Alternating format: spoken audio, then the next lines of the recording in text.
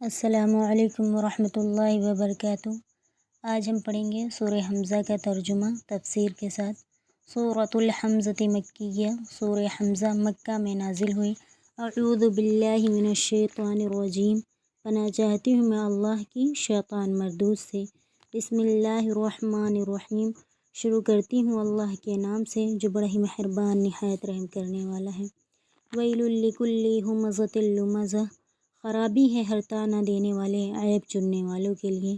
الذی جمع مالا وعددہ، جس نے جمع کیا مال کو اور اس کو گن گن کے رکھا۔ یحسب ان مالہ اخلدہ، اور یہ خیال کرتے ہیں کہ ان کا مال ان کے پاس ہمیشہ ہمیشہ رہے گا۔ کلا لینبذن فی الحطمہ، ہرگز نہیں، وہ ڈالا جائے گا ایک رودنے والی میں۔ وما ادراک ما الحطمہ، اور کیا آپ جانتے ہیں کہ وہ رودنے والی کیا ہے؟ نار اللہ الموقدہ، وہ آگ ہے ایک جو اللہ نے سلگائی ہے۔ التی تطلع علی الافئدہ، وہ جھانک لیتی ہے ان کے لوگوں کے دلوں کو۔ انہا علیہم موصدہ، اور بے شک وہ اس میں مون دیے جائیں گے۔ فی عمد ممددہ، لمبے لمبے ستونوں میں۔ تفسیر: ویل لکل ہمزۃ لمزہ، بڑی خرابی ہے ہر ایسے شخص کے لیے، یعنی یہاں پر یہ بتایا جا رہا ہے کہ بڑی خرابی ہے ہر ایسے شخص کے لیے جو لوگوں کے پیٹھ پیچھے ان کی برائی کرتے ہیں اور ان کو طعنہ دیتے ہیں، مطلب ان کے سامنے ان کو طعنہ دیتے ہیں، ایسے لوگوں کے لیے بتایا جا رہا ہے کہ بڑی ہی خرابی ہے۔ الذی جمع مالا وعددہ، اور اس آیت میں یہ بتایا جا رہا ہے کہ وہ لوگ جو مال کو جمع کرتے ہیں اور اس کو محبت، اس پر اس کی فخر کے سبب اس کو بار بار مطلب بارہا اس کو گنتے رہتے ہیں، ایسے لوگوں کے لیے خرابی ہے۔ یہاں پر اس صورت میں یہ بتایا جا رہا ہے یحسب ان مالہ اخلدہ، وہ یہ گمان کرتے ہیں، مطلب ان کی مال کی محبت میں وہ یہ گمان کرتے ہیں کہ ان کا مال وہ خود ہمیشہ ہمیش رہیں گے۔ کلا لینبذن فی الحطمہ، کلا لینبذن، یہاں یہ بتایا جا رہا ہے کلا، ہرگز نہیں، ان کے پاس وہ ہمیشہ ہمیش نہیں رہے گا۔ فی الحطمہ، وہ ڈالے جائیں گے ایک رودنے والی میں، یعنی وہ ایسی آگ ہوگی، ایسی رودنے والی ہوگی کہ جو بھی اس میں ڈالا جائے گا، جو کچھ بھی، وہ توڑ پھوڑ کر رکھ دے گی۔ وما ادراک ما الحطمہ، اور کیا آپ جانتے ہیں کہ وہ توڑنے پھوڑنے والی آگ کیا ہے؟ نار اللہ الموقدہ، وہ اللہ کی طرف سے، اللہ کے حکم سے ایک آگ ہے جو سلگائی گئی ہے۔ التی تطلع علی الافئدہ، اور جو لوگ، التی تطلع علی الافئدہ، جو جھانک لیتی ہیں لوگوں کے دلوں کو، یعنی یہ جب اس میں لوگ جہنمی ڈالے جائیں گے تو اس میں پہلے ان کا جسم کے ساتھ ان کے دل بھی جل جائے گا۔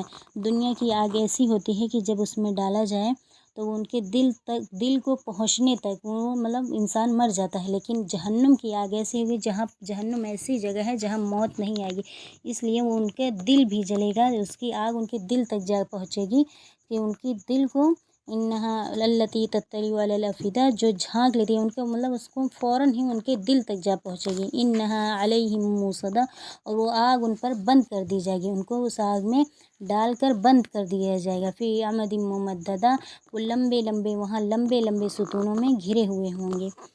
اس صورت میں 3 سخت گناہوں پر عذاب کی شدید اور وعید، اور پھر اس پر عذاب کی شدت کا بیان ہے۔ وہ 3 گناہ یہ ہیں: حمزہ، لمزہ اور جمع مال۔ حمزہ اور لمزہ کے معنی، حمزہ کے معنی غیبت، یعنی کسی کے پیٹھ پیچھے اس کے عیوب کا تذکرہ کرنا ہے، اور لمزہ کے معنی آمنے سامنے کسی کو طعنہ دینے اور برا کہنے کے ہیں۔ یہ دونوں ہی چیزیں سخت گناہ ہیں۔ غیبت کی وعید قرآن و حدیث میں زیادہ ہے، جس کی وجہ وہ یہ ہو سکتی ہے کہ اس کا گناہ اشتغال میں کوئی رکاوٹ سامنے نہیں ہوتی، جو اس میں مشغول ہو تو بڑھتا چڑھتا ہی چلا جاتا ہے۔ اور ہم ایک حدیث سے لمزہ زیادہ شدید ہے، کسی کے روبرو اس کو برا کہنا اس کی توہین و تذلیل بھی ہے، اور اس کی ایذا بھی اشد ہے، اسی اعتبار سے اس کا عذاب بھی اشد ہے۔ حدیث میں رسول خدا صلی اللہ علیہ وسلم نے فرمایا، اللہ کے بندوں میں بدترین وہ لوگ ہیں جو چغل خوری کرتے ہیں اور دوستوں کے درمیان فساد ڈلواتے ہیں اور بے گناہ لوگوں کے عیب تلاش کرتے ہیں۔ اور اس صورت میں تیسری خصلت جس پر عذاب کی وعید ہے اس صورت میں آئی ہے، وہ مال کی حرص اور محبت ہے۔ اس کو آیات میں اس طرح سے تعبیر کیا ہے کہ حرص و محبت مال کی وجہ سے اس کو بار بار گنتا رہتا ہے، چونکہ دوسری آیات و روایات اس پر مشاہد ہے کہ مطلقاً مال کا جمع رکھنا کوئی حرام و گناہ نہیں ہے۔ اس لیے یہاں بھی مراد وہ مال جمع کرنا ہے جس میں حقوق واجبہ ادا نہ کیے گئے ہوں، یا پھر اس کو فخر و تفاخر مقصود ہو اس مال کے جمع کرنے کی وجہ، مطلب اس مال کو جمع کرنے کی وجہ فخر و تفاخر ہو، یا اس کی محبت میں منہمک ہو کر دین کی ضروریات سے غافل ہو گیا ہو۔ آخر میں اللہ تبارک و تعالیٰ سے دعا ہے کہ اللہ تبارک و تعالیٰ ہم سب کو عمل کرنے کی توفیق عطا فرمائے، آمین۔ صدق اللہ العظیم، سچ فرمایا اللہ تبارک و تعالیٰ نے۔ السلام علیکم ورحمۃ اللہ وبرکاتہ۔